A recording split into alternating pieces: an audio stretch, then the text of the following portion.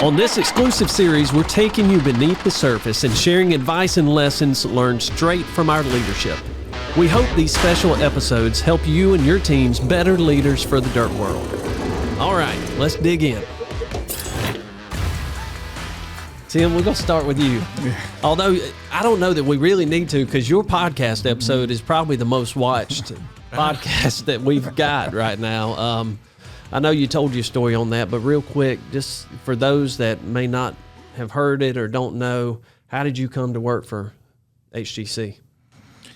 So I think most of you know that my dad had a small grading company when I was growing up. So I started out with him, grew up around the business my entire life, and started operating equipment at a young age. And his company, after I got out of high school, his company faced some financial challenges, and I just didn't see myself getting anywhere, and had an opportunity to go to work for a very reputable company that I was familiar with, and so I took that opportunity and left my dad's company and worked there for a while, and became a foreman. Run the crew, and over time I just felt like I wanted to learn more. I wanted to go do different things in the industry, not just focus solely on the field work. So I took a couple other opportunities with along the way over a period of probably 15 years or so, and did some estimating, some project management and things like that I, had the opportunities to learn more about the business side of it. And my previous employer, before I came to work for Hoopaugh, Brock McDonald, that works with us as a project manager now, he had came to work for Hoopaugh and had reached out to me after he had been here for a while and said there was possibly an opportunity to come on board as a project manager. So I met with Brian, and we worked out a deal, and that's how I ended up here. So I actually learned something. I didn't know Brock was the one that recruited you. He did, yeah. That's funny. He got the referral fee. Did he? Yeah. No, I don't think we were doing it at that time, but it was good. That's great. Yeah. And then Tim, what's your role now? So it's VP of Construction, and I lead our project management group. But I'll jump in and do about anything I need to do, whether it's help out with something going on in the field or something the estimating team needs, or just whatever. I'm here to do whatever that needs to be done. Well, and he says that lightly, just I lead our project management team. But that, if you don't mind, I'm going to say a little bit about that. He really helps us lead this entire company, from the people, the workload, but also, the client piece of this is a lot. And a lot of times, it's what would Tim do? It's not so much what would Tim do. It's because Tim knows what's priority, and we have to prioritize and execute. So we're asking, if someone calls me and asks me what's priority, it's because I've already talked to Tim, because he understands the workload of all projects, all contracts, all requirements, which is a lot. Yeah, that's always amazing to me, that you know what's going on with every project that we've got. And it's all the legal schmeagle that goes along with every project, collecting the money, having the crucial conversations with subcontractors, crucial conversations with vendors, clientele. With it, we have to manage the client just as much as Tim, the client, manages us. And Tim does a phenomenal job, but it is no light task. It's a lot, and everything that everybody does in this company affects Tim as a person. Yep. So it's everything. If something doesn't get done, or a machine breaks down and something didn't get done, he's getting that phone call. Is where it comes from. So if he's ever a little ornery, which he's typically never is, he's always very respectful. But he sure has enough on him to not be. But he's the core values. But there's a lot going on in that man's head, and it's just amazing what he's able to do. All right, who wants to follow that? I'll roll with it. Yeah. All right, Grayson. So we did your story too. Yeah.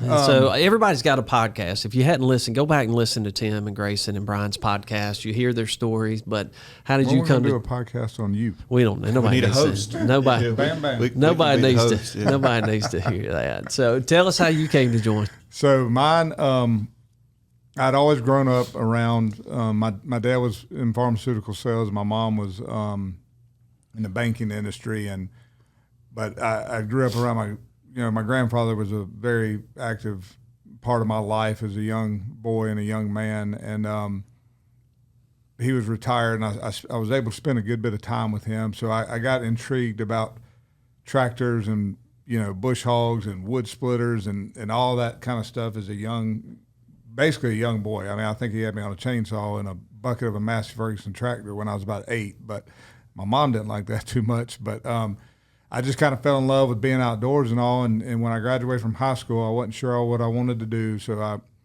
I did pursue college. Went to East Carolina University for 2 years, finished my general ed. Thought I wanted to be a history teacher, but did not. Then went to NC State, thought I wanted to do agronomy with concentration in turf grass maintenance and work on a golf course, till I had an older cousin tell me, don't do this. It's not fun. So at that time, I had been working for a small company called ECS, Erosion Control Services, since I was 15. So when I left NC State, I was 21, and I just worked out a deal with the gentleman that owned ECS at that time. I think we had maybe 3 employees at the time, but I'd worked part-time since I was 15 through the summers and on breaks and on weekends. And so I came home from NC State and started working, and we went from 4 people real quick to 9, and then 9 to 18, and then 18 to 85, it seemed like.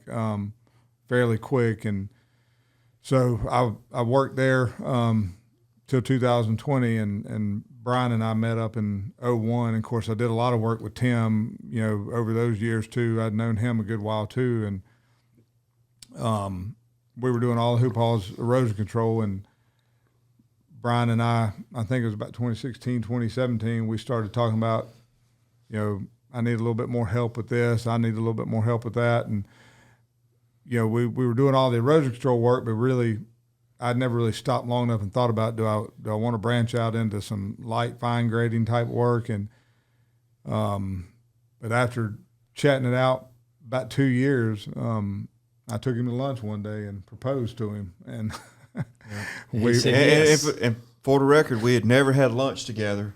We had too much going on. We just didn't go to lunch. Yeah. We had to work. We had never, and I think he thought I was mad at him when I hit him up wanting to know if he wanted to go to lunch, because in 17, 18 years we had never ever done a lunch together. But we talked the idea out, and that was in October 2018 is when we pulled the trigger, and it's been a good ride ever since. It's hard to believe it's been almost 6 years, but and at the time ECS had about 85 employees, and I think all but 7 of those 85 are still with us here at HGC, and it's been really cool to watch them branch out from doing all erosion control to, running dozers, running GPS excavators, grading for curb, grading for sidewalk. I mean, it's been really cool to watch those guys learn something new and grow. So, if ever a business merger made sense, that one was perfect for it. I mean, it made so much sense. I remember that day, Brian came back. He's like, "This is the easiest decision ever made." Yeah. Grayson, what's your role now? So my role, Tim's counterpart of VP in construction, and I help lead the entire field team. But similar to Tim, I try to jump in and help whoever needs help and whatever they need help with. And if I don't have the answer, which I don't have all of them, I help track down a person that can get them the right answer. So do a little bit of everything. But I really like, and Tim and Brian can speak to this and remember this. I mean, my passion, I like being outside in the dirt, just like I did when I was a little kid with my granddaddy. And that's the more I can be in the field. I mean, when we ran ECS, we were we were hands-on client management, running the business, leading the crews, out there with them, helping them work through the trouble, and really that's what makes me happy. Awesome. All right, Brian, you're up.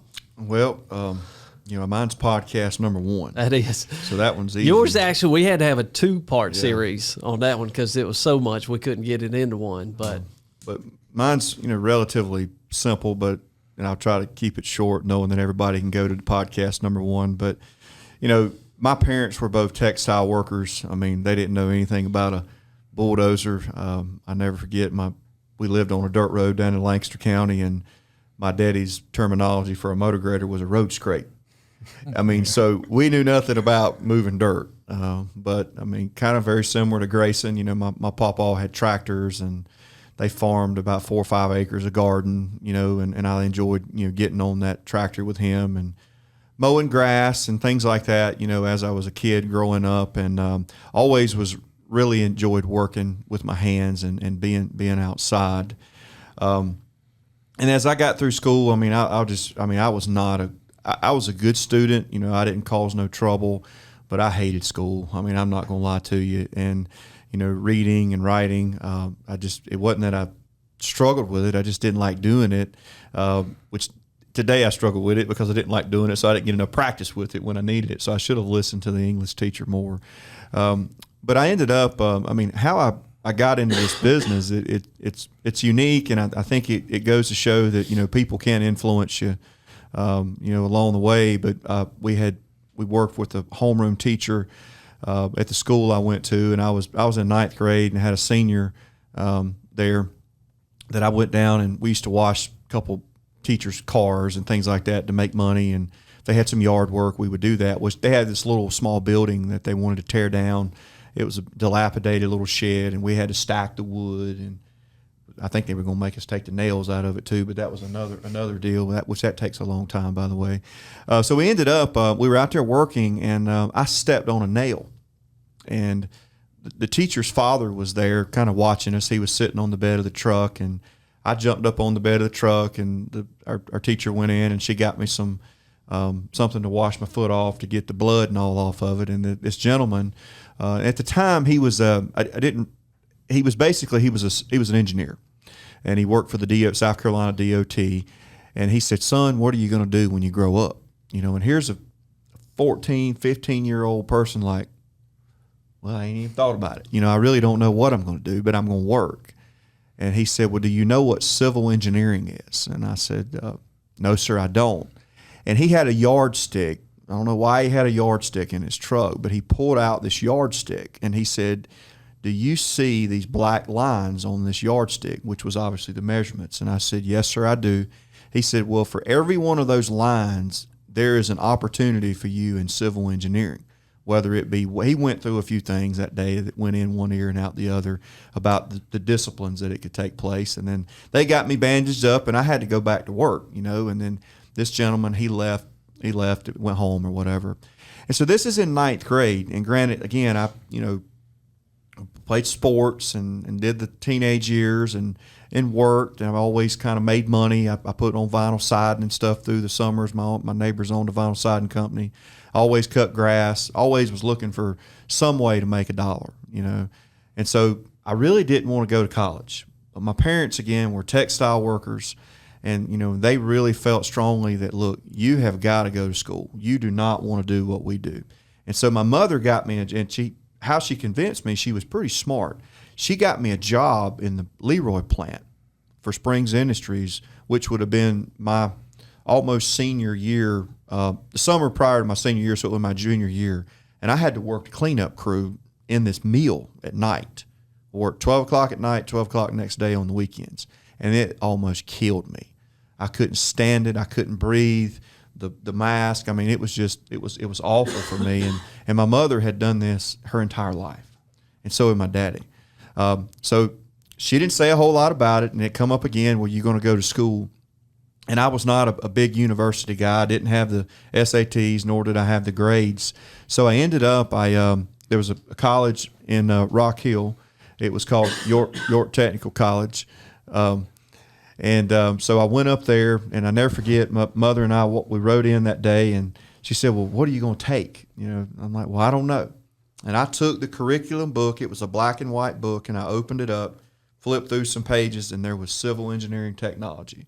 Hadn't thought about it, hadn't had a guidance counselor talk to me about it in school or anything like that. And I said, well, that's what I'm going to take right there, because that's what that man told me on the back of his truck. I remembered that from ninth grade. And so that's what I signed up for. And I went 3 years at York Tech and took a civil engineering technology degree. I had a great professor there. His name was Jim Fitzpatrick.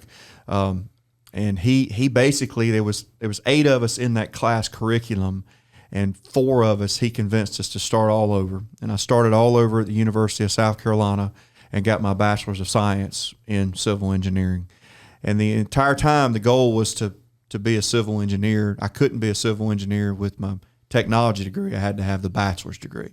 So I got 7 years of college in civil engineering.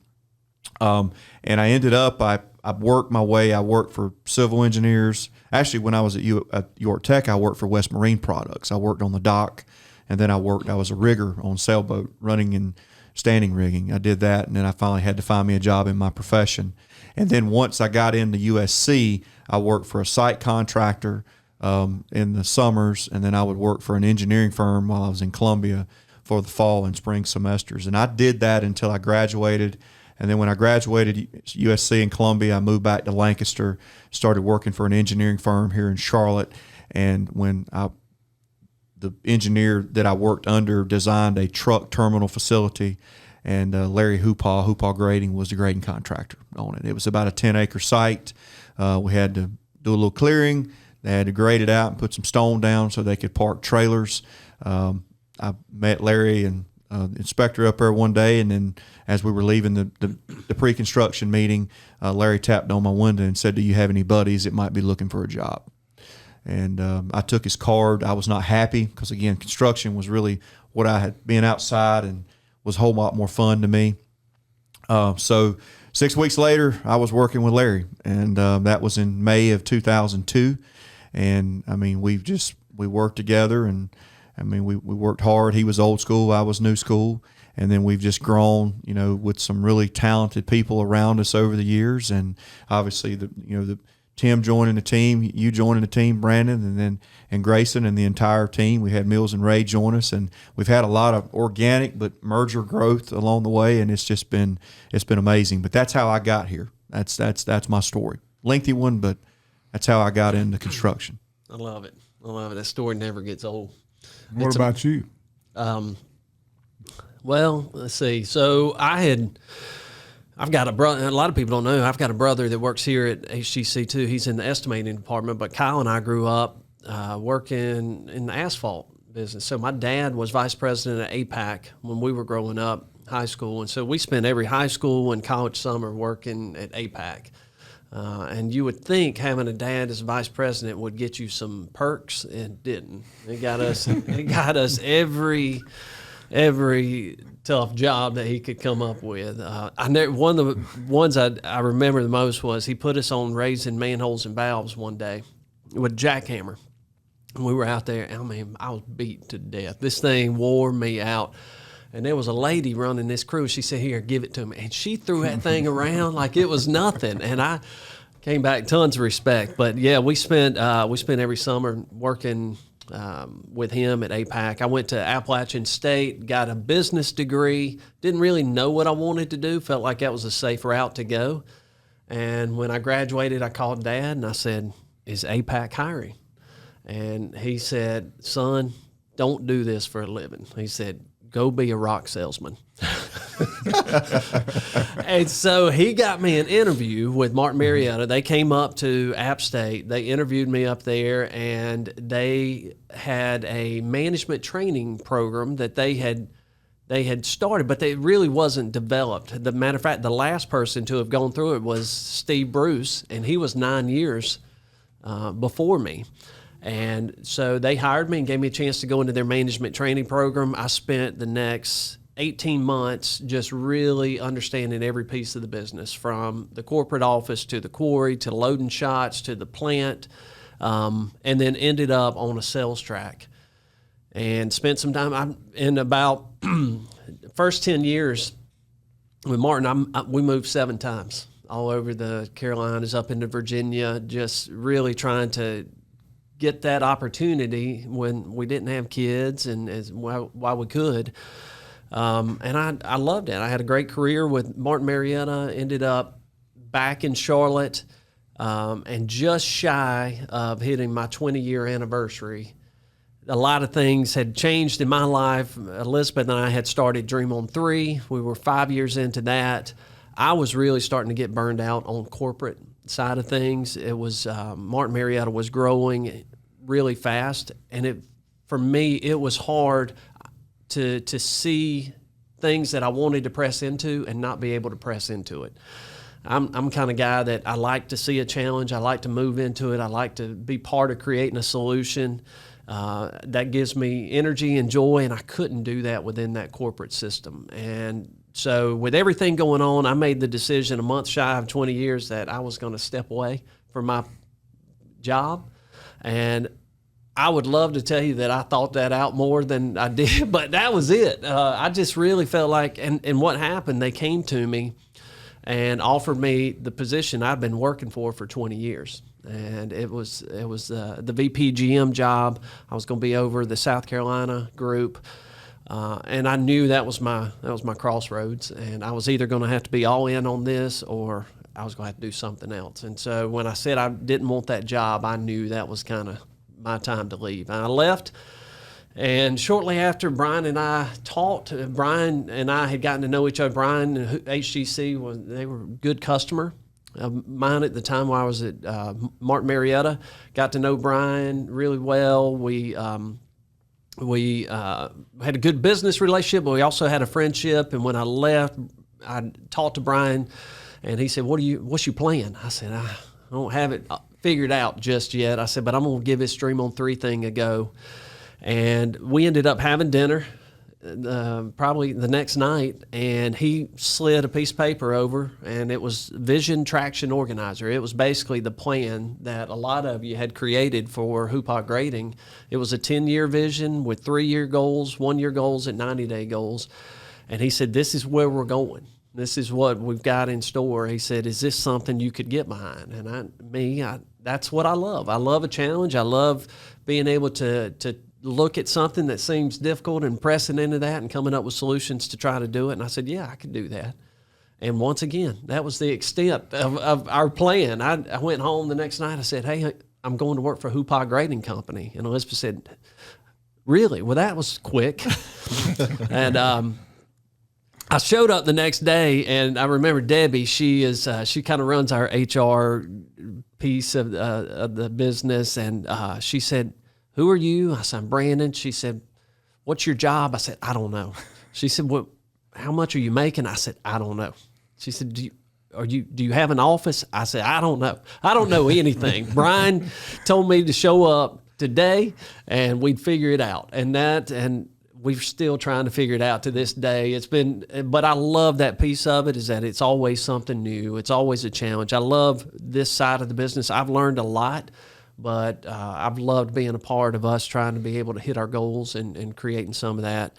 My role was VP of Operations, which for us is kind of everything supporting the construction side of it. I get to work a lot with our team development group, our finance admin group, our pre-con group, business development side of things, and just having a blast. A lot of people, if I get to meet all our new hires when they come in here, they see me walking around in my Jordans here in the academy all day, but I do have boots in my truck. I got a hard hat. I got boots. They're dirty.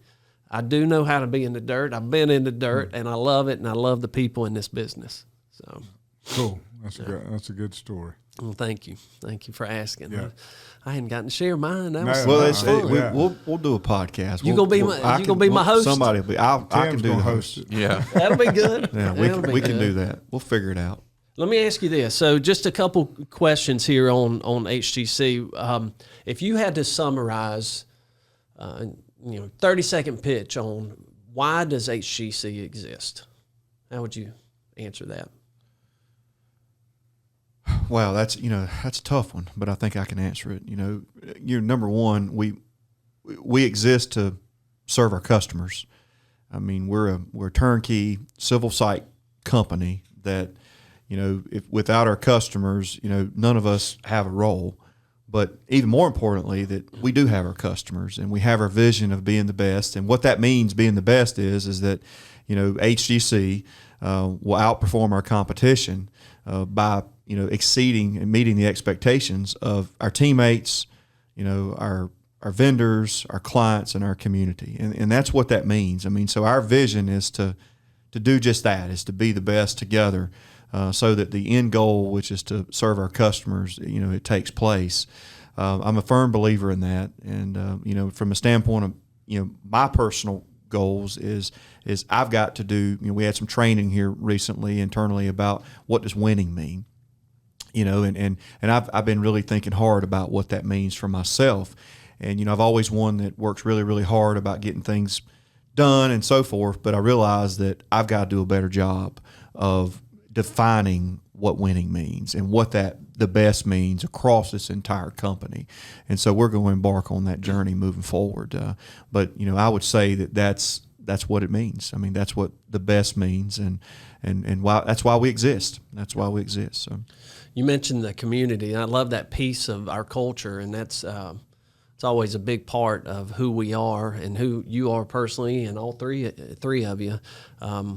And I know it's a huge part of my life, but I don't know that people really understand everything that we do within the community. When we talk about serving the community, we get to be a part of these projects that improve the community, that bring jobs in here, that help people build homes and everything else. And that part we get to play a role in. But I looked back last year, we supported over 20 different nonprofit organizations in some capacity. Last year, all these different groups that are helping to improve lives in this community. We've been a part of some of that, and I don't think people get to see all that a lot. The things that our employees care about, we care about. And there's a lot of things that get brought to us by employees and opportunities to help serve that we get behind. No, absolutely. I mean, some people ask me, what all do we do? And some things we fly under the radar and help. I mean, but we help financially. We help with donating equipment. We've had people donate their labor. But on average, I mean, we're probably donating close to $500,000. There's been some years $750,000 back to the community. And I'm a firm believer that you got to give back, especially when you know where the money's going. I mean, we support, Dream on 3. We support the Autism Foundation and numerous other, churches that are having issues, homes burning down, Boy Scouts, Boy Scouts, the police. I mean, you name it. I mean, we've probably supporting them in some way or form. And some of it is noticeable through marketing, and some of it is just nobody even knows we're part of it, but behind the scenes we are, and people see that, when you talk about like vehicles going down the road and our brand and our trucks going down the road, and our equipment, someone in church is like, well, they just gave us $1,000 for this event, and I see them now on the road all the time. So that's why it all matters. I mean, you got to give back to the community and help the community prosper, along the way, because they've been good to us. Well, and I know everybody here is humble, and I think that's one of the biggest qualities of a leader, that you got to be humble, and you don't want to talk about those things that you give. But I do think it's important. We got 765 teammates that don't know. They don't know what all we do as a company, and there's a lot. There's a lot that happens behind the scenes that we're giving back. Speaking of not knowing what's happening behind the scenes, we've got the luxury as leaders of the organization to be able to look behind the curtain. We know how it's made. We get to see it all. What is one thing specifically that you wish all our teammates knew about HGC, Tim, that they may not know? I think, one of the things that's very important to me, in the company and our culture is just admitting mistakes when we're wrong and standing behind whatever we do. Whether, if we're in the wrong on something, we don't argue about it. We don't try and point fingers and make it somebody else's fault. If it's not, we stand up, for what's right, and we do the right thing and follow through. So I think, we need everybody to do that. I think that a lot of relationships get damaged because people point fingers and point blame at others when maybe it's not their fault, and sometimes you just need to take responsibility for it and make it right and move on. That's great. Yeah. What about you, like Grayson? that. What is one thing you wish people knew that they may not know? I think, behind the scenes, and I'm not just talking about at this table, I'm talking about everyone that is a leader in our company, how much they truly care about the people. I know at the size we're at, it's hard to have that one-on-one relation and frequent face-to-face interactions, but there is not a leader we got in this company that does not put the people that are out there getting this done day in and day out first. And I wish there was a way we could see and develop relationships with all 750 team members, but it's hard to do and it's spread out as the jobs are. But if that's one thing I could paint a picture that the people truly do care and give it their all for those that are out there giving their all to us. Amen to that. No, well said. That's a, sometimes we say sometimes everybody may feel like they're on an island doing something, and they're not getting that touch or communication. But everything that goes on in this company, it may not seem like it to everyone, but everyone's best interest and how they feel and how it affects them, it's always at the forefront of the decisions that are made. Because, years ago it wasn't that way, and that was when we really steered and we went the wrong way. But you bring up a really good point, and that's right. The leadership in this company, they literally care and love their teammates, and so I think we all need to, in the hustle and bustle, we need to realize that, and just it's okay. Raise your hand, speak up, be empowered, because that person you're talking to truly does care about you. Yep. Yeah. And to that point, that was one of the things I was going to say, that I don't know that many people get to see it, but we do. We get to see the numbers, the investment that this company makes into the individual employee is unbelievable. I don't know of any other companies in our space that are making the investment that we make back into the people. And it goes to what you're saying, the people first.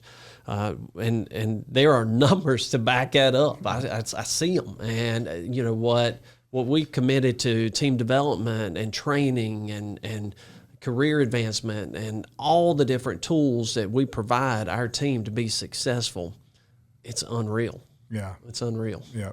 And I think too, when you look at the technology piece, the GPS stuff we've got, the drone, the survey equipment,